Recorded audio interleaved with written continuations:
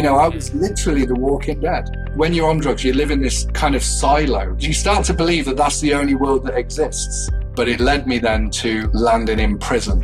Then he gave me a Gideon's New Testament. Above the psalm, it said, a palm of David. That's what I thought at the time, but it meant a psalm of David. Yeah. And I remember just thinking these words, if he did it for David, then he can do it for me.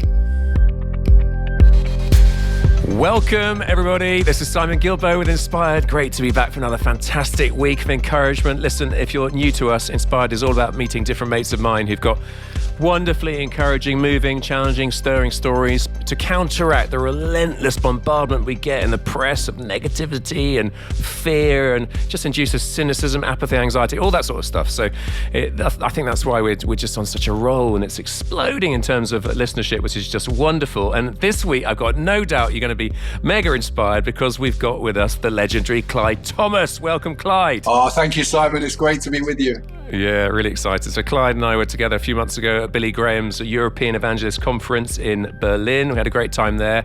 And Clyde serves as lead pastor of Victory Church. That's been in Wales since 2014. He also, with his wife Rebekah, they run Hope Centre Ministries. And listen, I don't say any more because I just want to crack into it, Clyde. So let's go back. Tell us your backstory. Well, my backstory is probably like a lot of your listeners, one of incredible brokenness. But at the same time, I had a good start in life. And I think one of the most interesting things about my story is just the reminder that even when life starts well, things can still go wrong.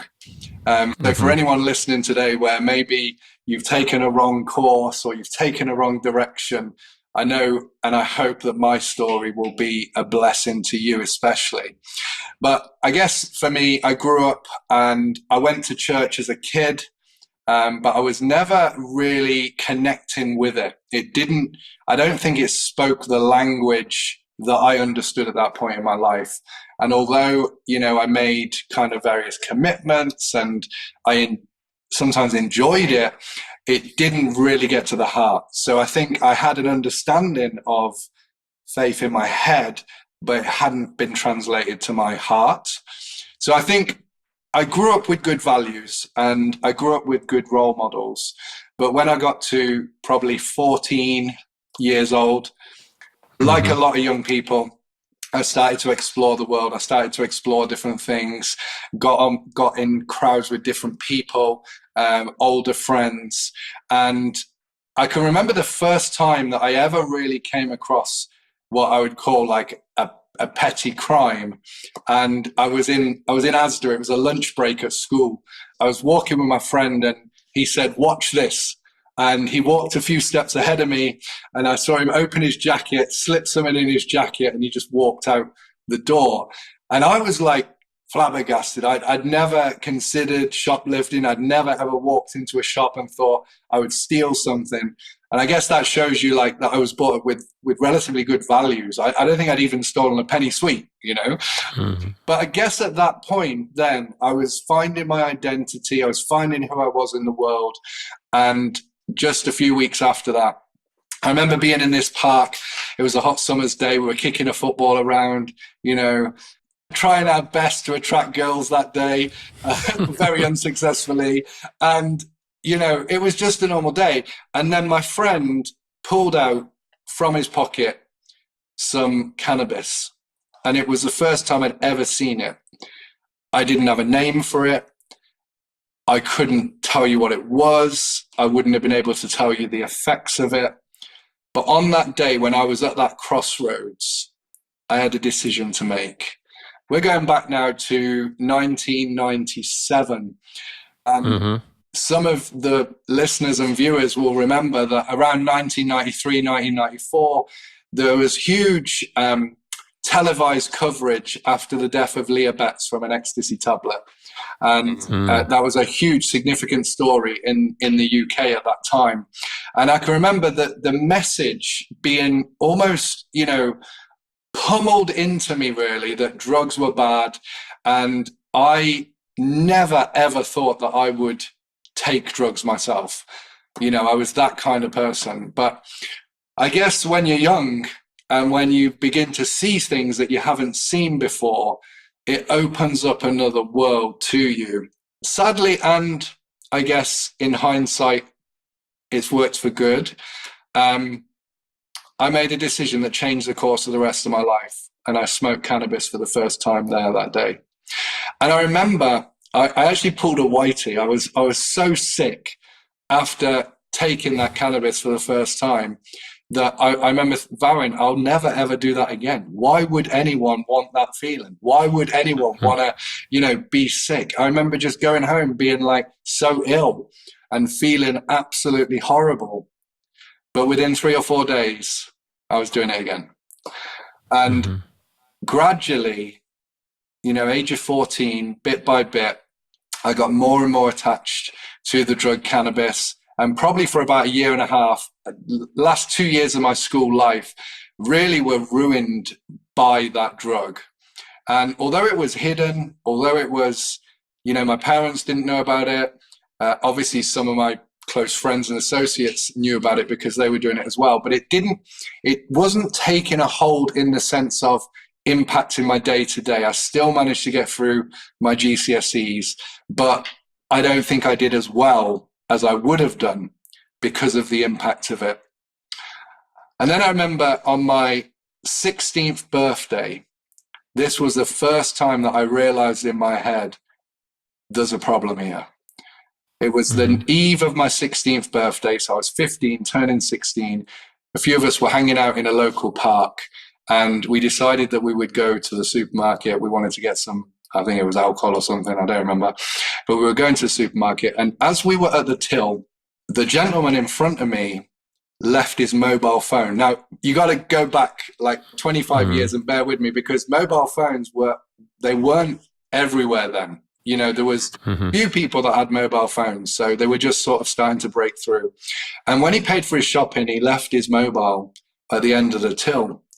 And so I paid for what I was getting and I pocketed the mobile phone. And that was really my first crime. That was the first thing that I did that I can label as a criminal act. And we went down the park, we were messing about. I remember laughing and joking, we're using this mobile phone. And a few hours later, it was 10 p.m.-ish, the police riot van turned up at the park. They had me on the camera in Asda and they found me in the park and they searched me and they found the phone. And I was arrested and I was taken to the cells on the eve of my 16th birthday. And I remember my dad coming into the police station just when I turned 16, a day that really should be an amazing moment, a milestone. And here was me with all this hope and potential, throwing it down the drain. And I remember the look of shock on my dad's face. I remember being in tears, just thinking, what have I done? And him needing to be at the police station to process me and get me out of there because of my age. So, yeah. I mean, that could have been a wake-up call. You could have stopped there and then, but it didn't, did it? So what happened next? No. And I think, when you are in that lifestyle and when you do begin to dice with that lifestyle, one of the things that I'll talk about later, is that addiction is a trick. So it's a deception in our mind. And I think we deceive ourselves into thinking we're in control. And I remember, like, my dad was very gracious. He didn't attack me. He didn't go mad, but he was obviously upset. And from there, I made all these promises. I remember promising and, talking my way with great words into what I would do. But the reality was, Simon, it just continued to spiral. And within a couple of months of that, I took my first ecstasy tablet. And obviously I referenced earlier the death of Leah Betts, which was a massive thing in the UK. And now here I was taking those same things, despite all of the warnings, despite all of the, press and the say no to drugs messaging, the impulse and the peer pressure was strong. And, I love what the Bible says. It says, that sin is pleasurable for a season, but the end thereof is death. And I remember the first day, and obviously all of this is in the context of me not knowing the Lord, not having faith. And I remember the first time I took ecstasy, I remember distinctly thinking, life cannot get better than this. Right. That was the feeling, that was the experience, that was the mindset, that was, I guess, the culture that drug gave me was that I remember thinking, I've arrived. This is it. This is what life should be about. And I remember feeling that this substance, this tablet, it was almost like it was correcting all the things that were wrong in me, or that I felt were wrong in me, or that maybe made me feel displaced, or maybe helped me fit in, or whatever it was at that point in time. But I remember thinking, this drug is the answer. It was so different to other drugs that I'd experienced. And that led me, Simon, to taking ecstasy every single day, and I mean, obviously, there are many different people who use ecstasy, and maybe some people use it at the weekends and stuff, but that was not me. It was a daily thing, and I'd be taking 10, even 15 ecstasy tablets within a succession of a few hours, taking 3 or 4 at once. So it became very, very, very dangerous. And that went on for a year and a half. So from when I was 16 to when I was 17 and a half, basically every day was just using ecstasy. So, I mean, has that caused long-term damage? It should have done. I think it should have done. I think the reality is, at the time, I can remember feeling extreme swings in mood, and I would be trying to chase that first feeling all the time. So undoubtedly, I think any drug use has an impact on us. But the beautiful thing is, and the amazing thing about the brain, is that what we know now is that the brain can heal itself. So there is hope, and the brain can be renewed, and we can turn it around. And I'll talk about that in a little minute. But the story gets worse, not better from there. We were at an illegal rave. One of the things that was quite significant in my sort of teenage years was illegal raves. And they were like parties in the middle of nowhere that just popped up. And, you'd get hundreds of people just flock into a spot and, really enjoying these nights. And we were at an illegal rave. I'd had lots of ecstasy. And on that night, I went to try and get some more pills. And the person who ordinarily would get me pills said to me, I don't have any pills, but I do have crack cocaine. And this was, again, my next progression. So here I am, year and a half of cannabis use. Now I'm on ecstasy, using ecstasy for a year and a half or a couple of years. And then all of a sudden, this lump of crack cocaine is presented to me. And in many ways, I was back at that point of decision again. I was back at that crossroads again, that crossroads that I'd been at in the park in Jefferson Gardens when I was 14 years old. I was back there again. But again, now it was something different. This was another level of drug. Yeah. This is now, hardcore stuff. And I can remember we were sitting in a car, Vauxhall Nova, because they were the cars that everyone wanted in the day. We're sitting in a car, I was in the back, and the pipe was passed to me. And that was the first time I ever smoked crack cocaine. And to say this drug messed me up is an understatement.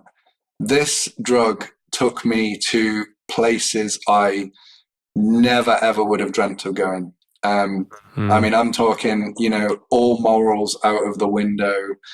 I'm talking just the most hideous of things to get this substance that you so need. The high of crack cocaine lasts such a short amount of time. And I can remember when I first smoked that pipe, again, it was that feeling of, wow, and sin is pleasurable for a season, and I think we do an injustice to people when we when we're not honest about that, when we don't understand the enemy's counterfeits.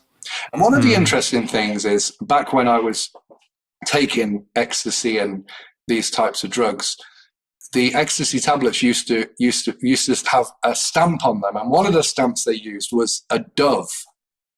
And it was really interesting, because I remember taking these dove tablets with no knowledge at all that actually the dove represents something beautiful, someone intimate, someone that wants relationship with us, and that's, of course, the Holy Spirit.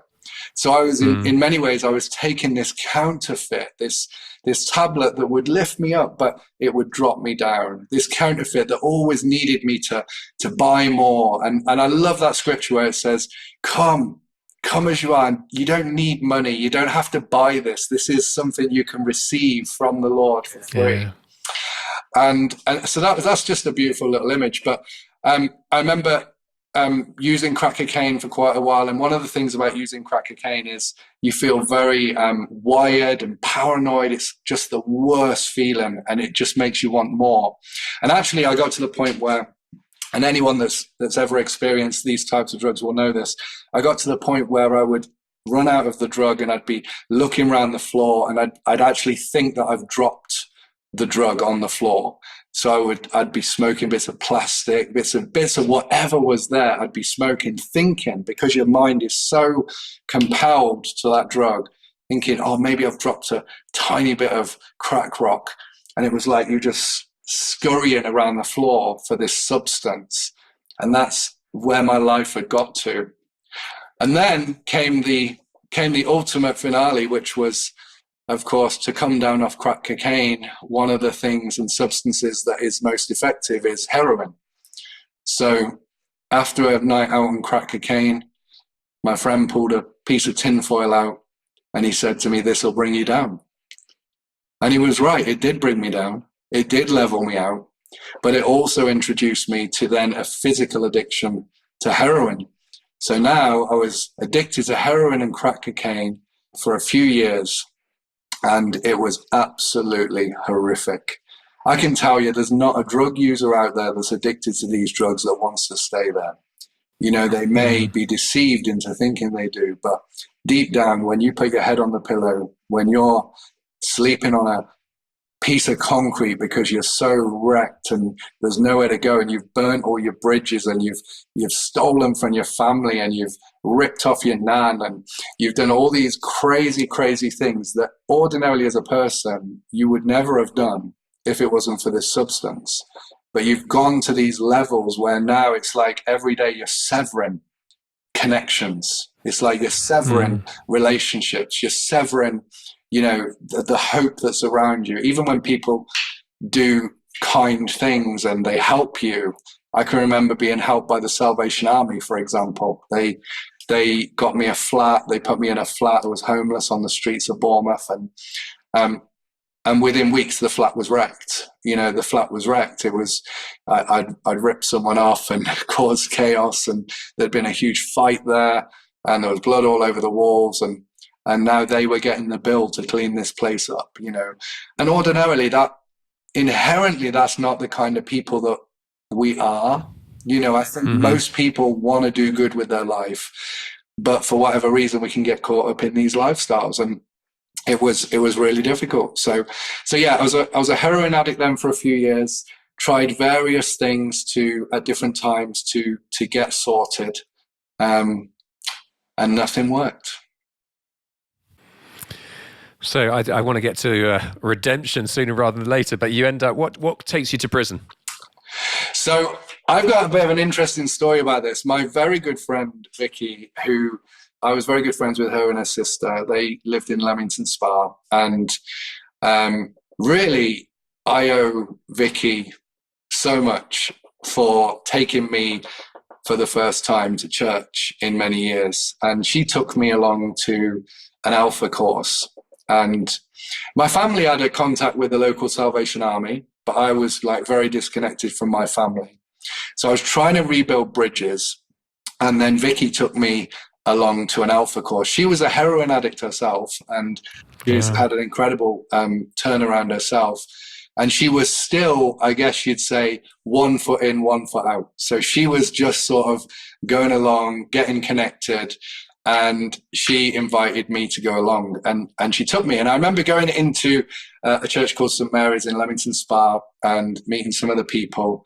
And I can remember these huge tables, and on the tables, as an Anglican church, they had all these bottles of wine and different things, and then this beautiful meal set up.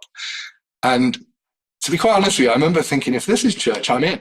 You know, and for 2 or 3 weeks, we just got absolutely sloshed. Like, we were just drinking all the alcohol. And obviously we were hearing this talk, but I was still so chaotic. And I was going from there, going back in there, getting sloshed. And within a few weeks, I was sat down with the leader of the Alpha course, a beautiful man called Morris, and at that time, who was the vicar there. And I remember him sitting in an office with me and me sitting opposite him. And he just said, I'm sorry, but there's no way we can take you on the weekend away. It's just not happening. And we're going to have to ask you to leave the Alpha course because your behavior is impacting other people. Tough. Now our church is actually a hub for Alpha in Wales, and we use Alpha all the time. It's phenomenal. I love that. So this is how God can turn it around, right? So here I am, and actually, in some ways, that was the best thing that ever happened to me, because here was someone that was going to sit opposite me, and they were going to love me, but they were going to tell me the truth, because so many people would just cross the road or ignore me or bypass me. And, when you're on drugs, you live in this kind of silo, really. You live with, and you start to believe that that's the only world that exists. But actually, there's a whole other world out there that exists as well. So he broke into that, really. And I remember my life then spiraled. It got really bad. And I left my hometown. And I spent a couple of months then in Bournemouth, a place called Boscombe, which has many stories to tell, but I'm not going to go into all those now. But it led me then to landing in prison. And I was in prison. I'd done a sentence before when I was in my hometown in a young offenders institution, but now I was in an adult prison, and I'd been sentenced to a few months in prison in Dorchester prison down south. And it was while I was in Dorchester prison that a miracle took place. And, lots of people talk about miracles, and I'm always really cautious to define what I mean by that, because, how do you define a miracle? It's so objective, and it's so difficult to say, okay, well, that's that. But what I will say is I went into that prison with every intention to get out of there as fast as possible and carry on taking drugs. I'd lost all contact with my family. I'd broken every level of trust. I'd destroyed my life. And I honestly thought, I'm going to die before I'm 30. That's what I thought. I thought I would be very, very, very lucky if I even made it to 25. And I almost felt like I knew I was going to be a statistic. And that scripture where it says that the enemy has come to steal, kill, and destroy. Yeah. That had become my identity. My identity had become, I am a drug addict. That's what I am. And it had taken over me to such a point where I couldn't see any other way. And I remember just feeling so broken and depressed. And then after a couple of weeks of being in there, the chaplain came to my cell, and he lifted down the little hatch. He looked through the hatch, and I'll never forget these words. He said, Thomas, because they always call you by your surname in prison. Thomas, I need a chat with you. Are you all right if I open the cell door and invite you out? I said, yeah, of course. So I walked out the cell, and then we sat on what I can only describe as a snotty green coloured stone cold step on the wing of the prison. All of the noise of the prison wing, people in their cells shouting and jeering, and all that's going on. And he sat next to me on the left of me. I'm sitting on the right. And he said, I'm afraid I've got some news to share with you. He said, I've had a call off your mother. She's contacted the prison, and a friend from your hometown has committed suicide. Now, what I knew later that I didn't know then was that my mom had been praying every day for me. Now, my mom had a very, very simple faith, and she had an incredible faith, but it was a very simple faith. She was never, she was never a preacher. She didn't stand me on a stage. She wouldn't have been able to, reference loads of Bible verses, but she had a genuine faith. And actually her faith had carried her through depression, through manic depressive episodes, through so much stuff. And every night while I was on drugs, she would get down on her knees at the side of her bed and she would pray for me. And she recounted later there was times when, I would bang the door at 4 a.m. wanting to get in, and she would have to ignore the door to keep me out, and how hard it was. And she would be praying and weeping and crying out to God, but there was no breakthrough coming. So when she heard about my friend committing suicide, she actually thought, well, maybe if I can just get a message to the prison, this will impact him. Now, at the same time as this, it was around August 2003, my younger brother, now I'd had a massive impact on my younger brother because of my addiction, and he had gone to a summer camp, and he had gone forward in the prayer line. And when he went forward, he went forward to receive prayer, to stand in the gap for me because I was in prison. And the person that was praying for him actually prophesied and said, this is done. This is done. And they said, your brother's life will change within weeks. Wow. It's just remarkable, all these things coming together. And it was that day I was sitting on that cold step and the chaplain gave me this news, and I remember weeping. I remember just feeling so out of control, and this massive anger rose up within me. I was so annoyed. I was so frustrated. And the chaplain said, look, I know you're upset. He said, but would you mind if I just pray for you? And I remember my response. My response was, I don't know what prayer is going to do, but you can if you want. And he said, do you mind if I just put my hand on your shoulder? I said, absolutely not, go for it. And he put his hand on my shoulder, and I remember him just praying, and he just prayed a general prayer. And then he gave me a Gideon's New Testament, and he gave me a testimony book. And I put those in my cell and really was angry, and I was almost more fueled to carry on with the life I was going down, because I thought this is going to be my story as well. And then day by day, night by night, as I was in the prison, I would see the Bible and the book. And I remember just thinking, no, I'm not going to read that. No, I'm not going to read that. And then, okay, I'm going to read it. And if I'm honest, it was out of boredom at first that I picked it up, or at least that's what I thought. But as I read the New Testament for myself, and I think it's just so powerful for anyone listening, if you're skeptical, or if you've never, or if maybe you've just stumbled across this podcast and you're thinking, how is faith relevant to me? My best advice would be just read the New Testament yourself, pick it up and just slowly read through it. And that's what I did. And I remember reading Matthew, Mark, Luke, John, and I got, you got a lot of time in prison. So I was just scanning through this thing, and it became, the only way I can describe it is it became living to me. And I went from reading words on a page to thinking about the words on the page to now actually, it felt like embodying the words on the page. And it genuinely felt like when I was reading those words on the page, and those who read the Bible will know what I'm talking about. You don't always have days like this. It's not an everyday occurrence. But when you do read the Bible daily, you have those days where it just feels like it's going in. And that's how it felt to me when I was sitting on my bed in August 2003.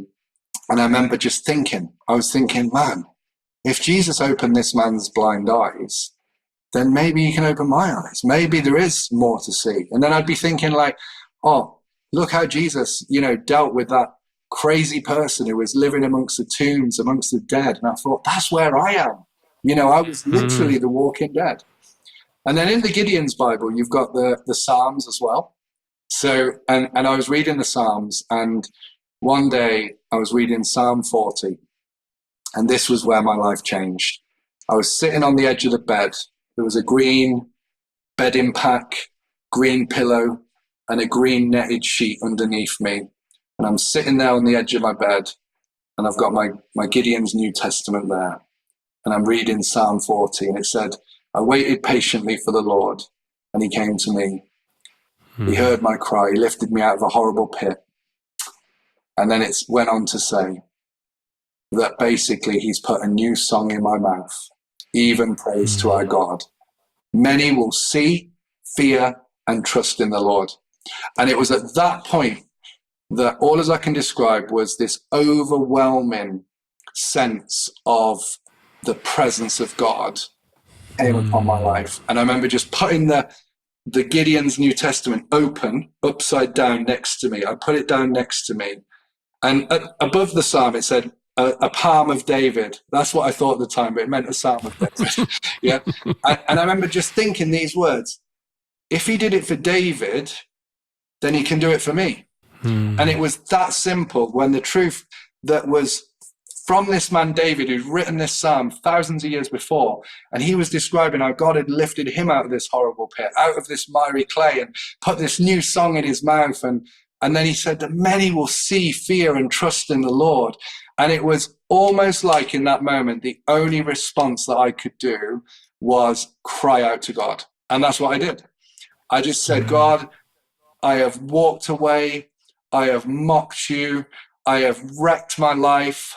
And God, if you can do this for David, then would you do it for me? And I just spent a few minutes there, like just before the Lord. And it wasn't like a heavy, there wasn't any like angels or, visions. It wasn't like that. It was just the truth went from there to there. It was just click. It was this is my future.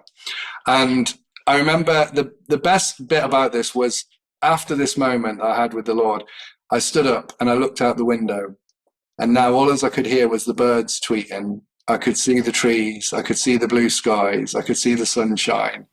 And it was like everything was different. Although I was still in prison physically, I was absolutely freed spiritually. And, I don't think I'd ever felt freer than I did in that moment. And I just knew, I always say, I know in my knower. And I knew in my knower at that point, Simon, I knew two things. I knew that I was safe in the arms of Jesus. I knew that I'd met him. And I knew that I would never, ever take drugs again. Those were the two things I knew. I didn't know how it was going to work out, but I knew those two things were true. And by God's grace and by his faithfulness, that has been true for 20 odd years now. Wonderful. Hey folks, I'm loving the Impact of the podcast and how much joy and encouragement it's bringing. Listen, here's some potential action points if you're enjoying it. First one is we love feedback. So why don't you tell us where you listen to the podcast and how it's impacted your life by sending us a 1-minute voice note to podcast@greatlakesoutreach.org. We might air a few of those. Another thing you could do is give us a review on Spotify or iTunes. Subscribe there. Also, can you subscribe to our YouTube channel? We're trying to grow our presence there, and actually that is a key way of getting it out there further.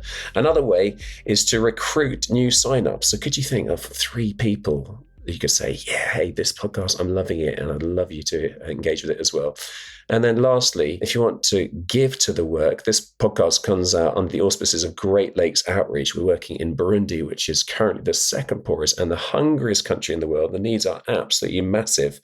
And what's amazing, and we never did it for this purpose, but the money that's coming in through people like yourselves who are loving it is funding 5 ministries out in Burundi right now. That's impacting thousands upon thousands of lives. So, if you gave 20 quid a month, 20 quid here is like 200 quid out there, or 50 bucks a month, that's like 500 bucks of impact. I just stick a 0 on it in terms of knowing how far money goes out there. So we'd love it. You could do a one-off or a regular monthly support to greatlakesoutreach.org greatlakesoutreach.org/inspired. That's greatlakesoutreach.org/inspired.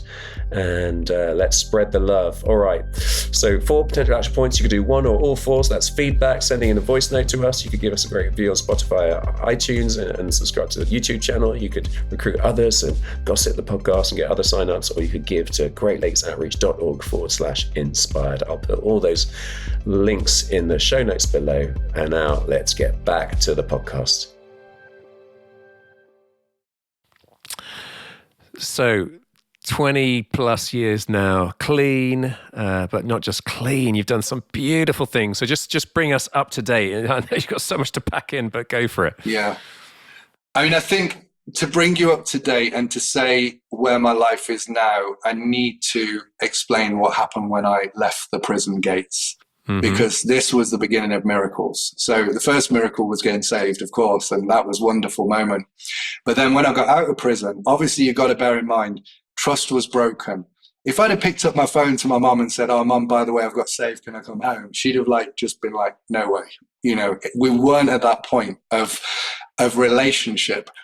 So by God's grace, I managed to get the opportunity to go to a rehabilitation centre, a Christian rehabilitation centre in Wales. And this came about through the chaplain in prison.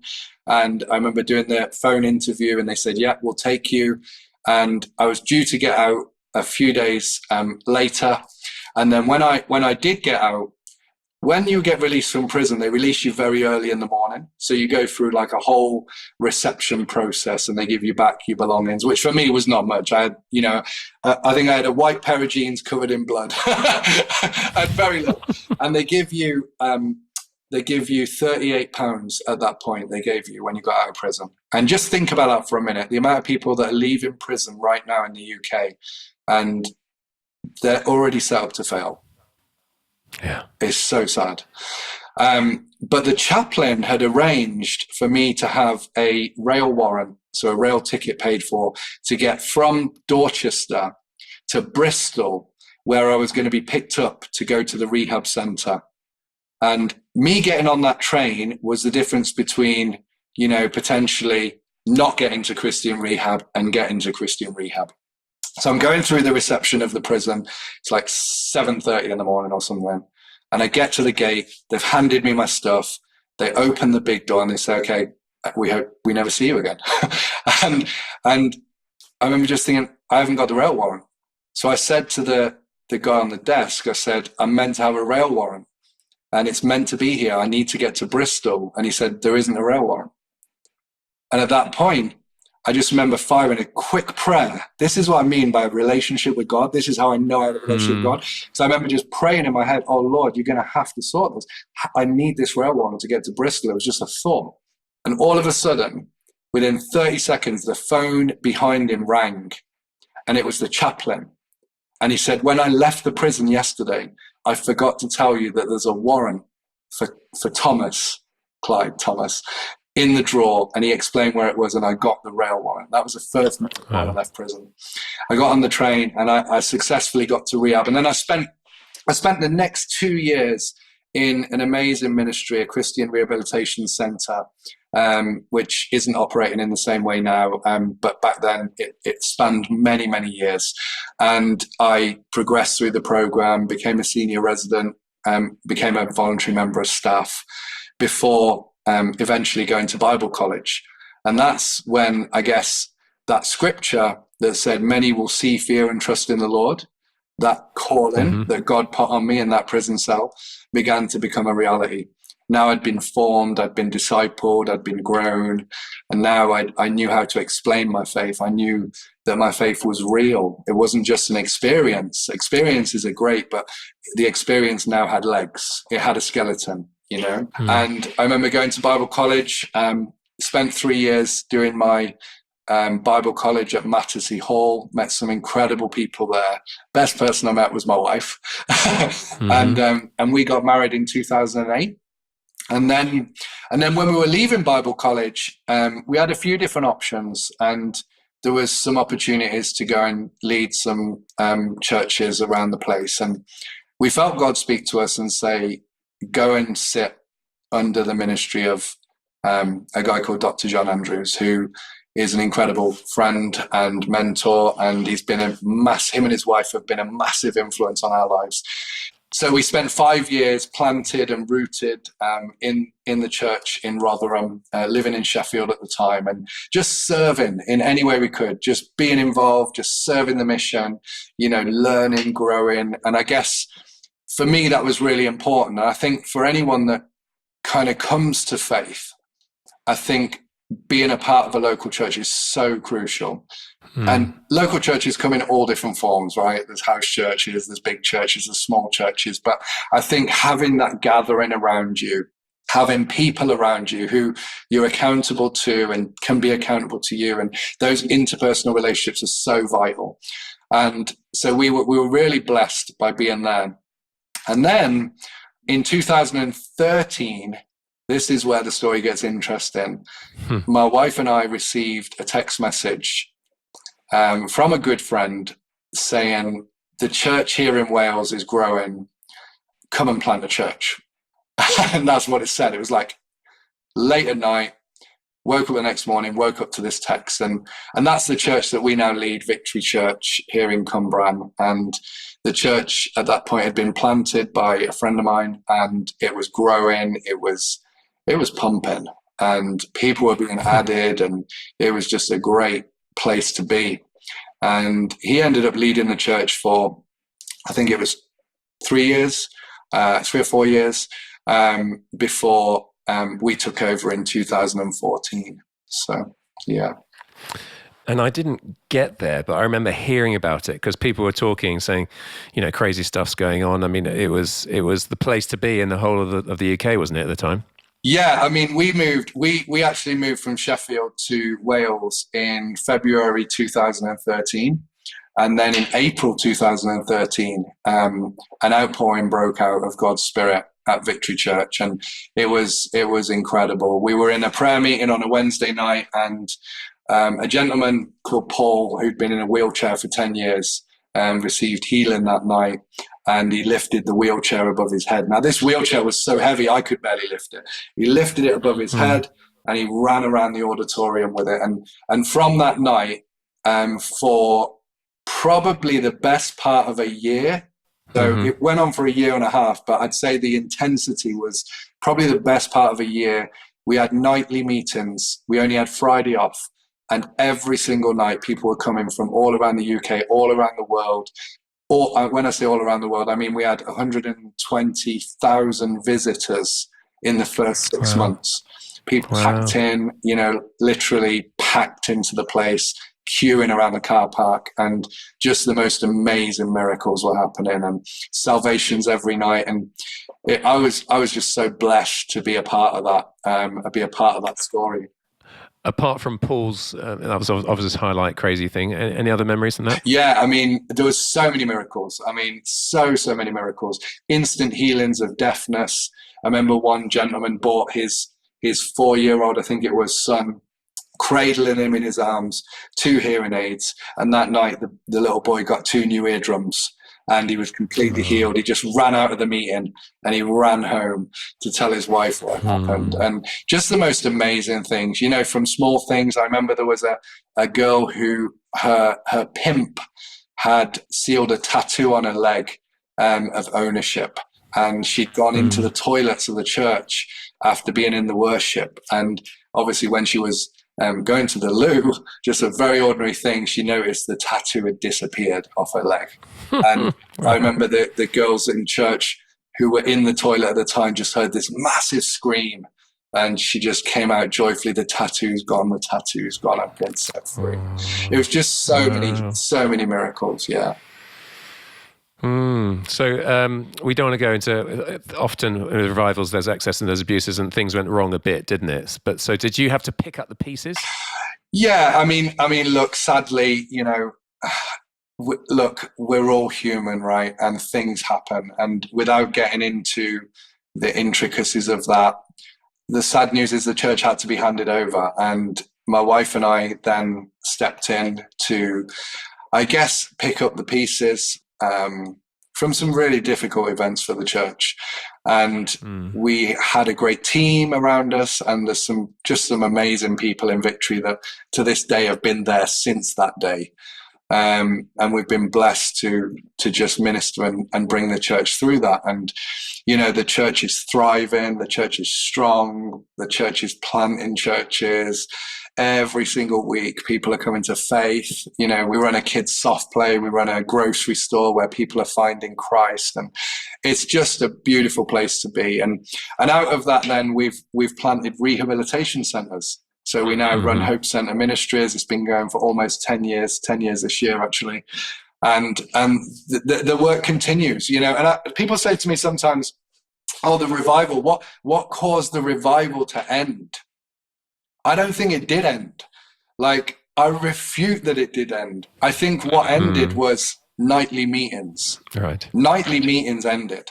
You can only do that for so long. It's tiring. It's exhausting. It serves its purpose. But at some point, then it has to be lived out in our daily lives. And I believe, the call of God for revival is not about meetings. Meetings are amazing, but if revival is about meetings, then we are not going to be able to find a big enough auditorium to contain what God wants to do, right? So I think the purpose of those meetings and renewal was, and this is just my opinion from being there and being involved at a high level in it, was that was a season of refreshing. God was showing us something. He was showing the people something. He was revealing the DNA of Victory Church. He was revealing what this was about and how it should move. And I think what started, with a prayer meeting and became this, international, I guess the best word would be spectacle, where people are then coming to spectate. But the reality is God's not looking for spectators. He's looking for participators. And I think one of the most powerful things that I learned from that revival was that the revival doesn't end. It continues in us. Where is the revival? It's here. It's in our hearts. It's here. And, once you've seen that, once you've been in that, once you've witnessed that and you've sat in that environment, I know you've sat in lots of those environments, Simon, but you'll understand what I'm saying when I say this. Once you've tasted that, you're ruined for normal, and you just can't do normal. It's like 3 songs, an offering and a sermon is not going to cut it, right? It's just not going to cut it. And I think that time of refreshing was significant for Wales because God was revealing something about Wales. There is a well in Wales. There is something that God wants to do. But he was also showing us that in a moment, he can do it. In a moment, something can happen suddenly that changes everything. And that's what happened. And I think the challenge to the church was, okay, now this is not about nightly meetings. It's actually about something more than that. It's about carrying this revival into your home, into your school, into your personal life, into your family, into your workplace, carrying the presence of God and being a vehicle for him, for the kingdom in this generation. Yeah. And we were in the sauna in whatever fancy hotel it was in Berlin. You were telling these stories of God's financial, miraculous provision and how his blessings all over it and lives changed. So go on and give us a quick blast on that. Yeah. I think one of the things that I really love is being in the faith zone. One of the prayers that I've always prayed is, Lord, keep me in the faith zone. Because when you have vision and when you believe God for things, if we can do it in our own strength, if you and I can achieve what we think we should achieve, that's not really a vision from God, I don't believe. I think all of us can have dreams, we can have ambitions, and we can do things. In our own strength, we can do things. But I think the challenge of faith is to go beyond that and hear what God is saying. And, time and time again, we've witnessed that when God is saying it, when it's God's vision, it is God's pocket, and ultimately, I don't want to be blasé about that, but I do want to let the listeners know that they can trust God. Yeah. God has said it. you can trust him. You don't have to work it up. You don't have to be freaked out on how this is going to happen, or how are you going to engineer circumstances to make this work. If the Lord has said it, he will provide. And he can do it in many ways. He can do it through hard work. He can do it through business. He can do it through diligence. He can do it in many, many ways through stewardship. And of course, one of the ways he can do it is miraculously. And I don't think we should live our lives like everything is going to just drop from the sky. But I do think we should believe that when we do our part, God will do his part. And when we bring our best, he will do his best. And we've seen that. We started our rehab centers with literally zero, literally zero. And that's no exaggeration. And we had the vision to plant houses that would become houses of hope for people. And randomly, while this is going on in our hearts, a gentleman who's a very good friend of mine called Josh Hanna, who is a minister in the USA, came and sat in our congregation. Now, just imagine this. We're in Cwmbran. It's the Valley of the Crows, right? We're not in an outpouring season. We're just in a normal season. And he comes and sits in our church on a Sunday morning. And after the preach, he comes up to me. I didn't know who he was, never heard his name, never encountered the man before. And he said, could I come and see you on Tuesday? I'm flying out on Tuesday night. Would there be any chance that I could see you on Tuesday? I said, yeah, of course. He came on the Tuesday, sat in my office, and he said, I'd like to fly you and your wife over to America because we're running rehabilitation homes. And he said, I just felt that when you were preaching on Sunday that God wants to do something with that here in the UK. And, that opened up like this whole relationship where what we knew in our hearts was now enabled, and it was done through relationship, through connection. And since then, the charity has been able to purchase a few of the properties, which has been amazing. But we've got dreams. We want to go all over the UK with this. I believe every church needs a hope center, and every hope center needs a church.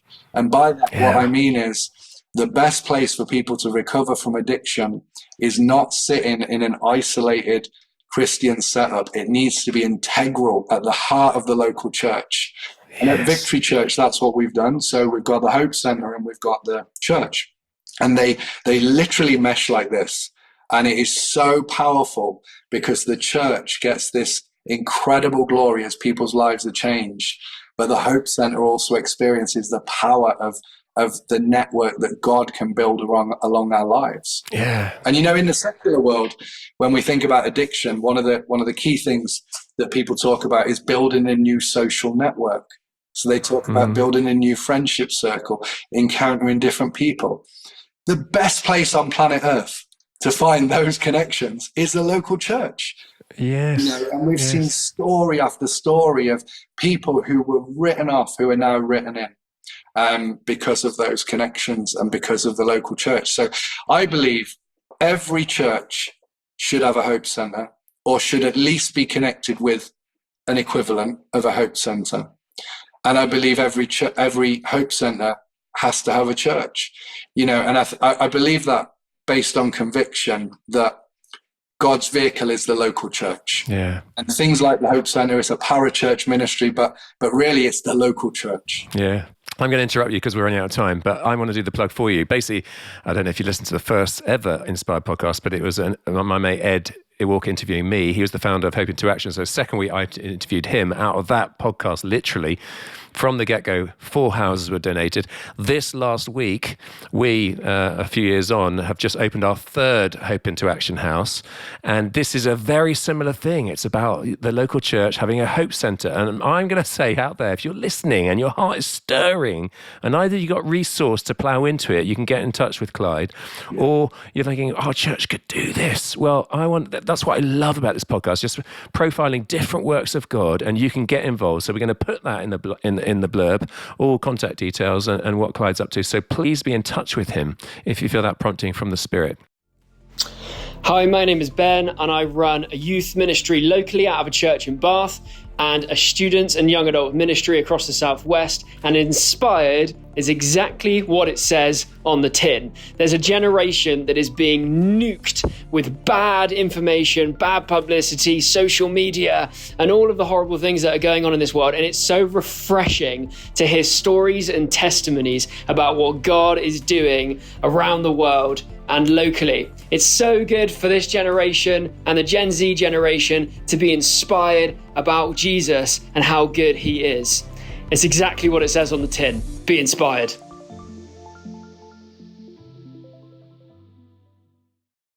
Now, Clyde, I could listen to you for a whole lot longer, but we've got to somehow bring this to an end.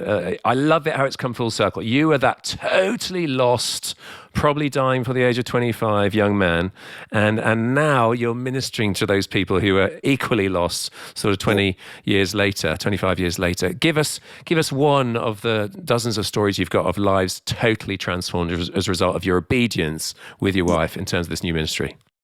Yeah, I mean, there's so many, but I just believe you should never put a full stop where God is putting a comma. Amen. And for this man, Steve Seedhouse, who's a very good friend of mine now, he came to our project, and honestly, he couldn't even walk through the door for 3 days.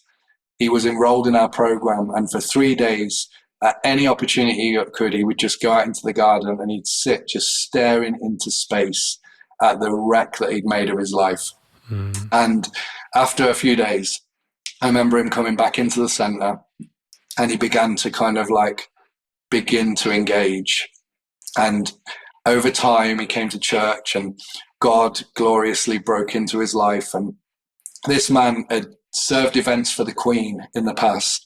This man had run huge events. He was a very, very intelligent, very strategic man. And over time, he'd literally drank his life away. He was so addicted to alcohol that he would go into the hospital and he would put his head underneath the dispenser for the hand gel, and he would drink the hand gel. That's where he was. And over time, God just stripped that off him.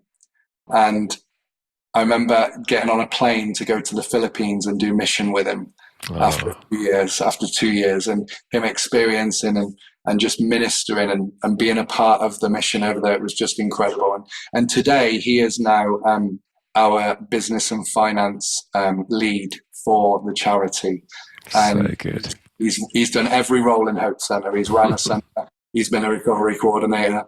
He's done every role, and God has gloriously saved him. He's restored his family. He's got a beautiful wife. He's restored his relationship with his children.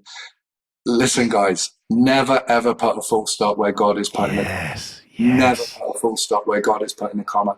And you may be listening and you may be thinking, there's no hope for me. It is over. I'm too deep. It's too hard. Never, ever put a full stop where God is only putting a comma. If you are breathing and if you've got breath in your lungs, and if God can do it for King David and he can do it for me, then he can definitely do it for you. Oh, man. Oh, so good. Keep it up. 10 years in with that one. Celebrated 10 years this year. May there be many more years of fruitful ministry, seeing life transformed. Okay, time has run out. Give us your parting shot, Clyde. Go for it. Yeah, guys, listen, 2,000 years ago, 2,000 miles away, on a cross, Jesus Christ, the Son of the living God, hung there, bleeding and dying for you and me. The reality of my story and every story I've told you comes back to the greatest story ever, which is the true story that Jesus lived a perfect life and he came to this earth in obedience to the Father to stand in the gap for you and me. I don't know what you're going through. I do know what I've been through. And I do know that there is hope for you today. And I really believe that the answer to all of the issues of life are found in Jesus, the Son of God, who gave it all for us. And he didn't stay dead on that cross. 3 days later, he gloriously, triumphantly rose from the grave and he ascended back to heaven. And forever, no matter what you do, no matter if you turn this podcast off and don't think about it ever again, forever, he has made a declaration that there is hope available for you. Anyone who calls on the name of the Lord can be saved. The only thing that you and I can ever bring to our salvation is our sin. We can't bring anything else. All as we contribute is our messed up, sinful life. And he invites us to give it all to him and accept his free gift of grace through Christ. I pray that's your reality today. God bless you. Amen. Well, if you resonate with that, get in touch with Clyde. I'll put his email in the blurb. Bless you, Clyde. Bless Rebekah. Bless all the gang at Victory Church. May it continue to grow, daily being added to their number. Bless Hope Centre Ministries. And mate, thanks for your time. God bless you. Thank you, Simon. God bless you too. Wonderful. Folks, I'm sure you're going to want to gossip this podcast, share it with your mates. How about trying to get us 5 new subscribers if you're loving it? And that's how it's exploding in growth. We need that good news. Next week, another fantastic guest, a very different story. Yeah, I'm thinking of, I need that story, Clyde, because I'm thinking of people who are on the fringe of our church. You know, we've got a Wednesday sort of food bank and stuff, and there's some very broken, precious people there. And it's hard to be hopeful, but there is always hope.